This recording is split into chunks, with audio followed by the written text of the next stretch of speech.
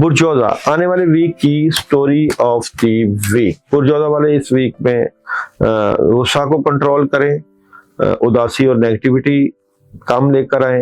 कहीं ना कहीं मामलात में रुकावट भी है, राब्ते और कम्युनिकेशन भी है, कामों में मसरूफ भी हैं।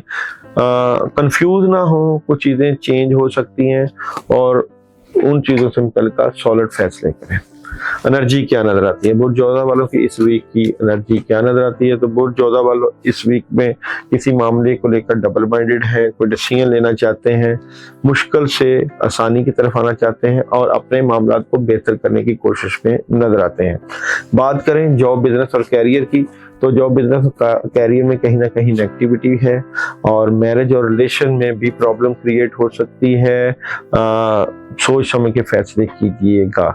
हेल्थ की बात करें तो हेल्थ जबरदस्त है। एजुकेशन जो है 50-50 है, इतनी जबरदस्त एजुकेशन की एनर्जी नहीं है। ट्रैवल आप लोग कर सकते हैं बुर्जोदा वाले।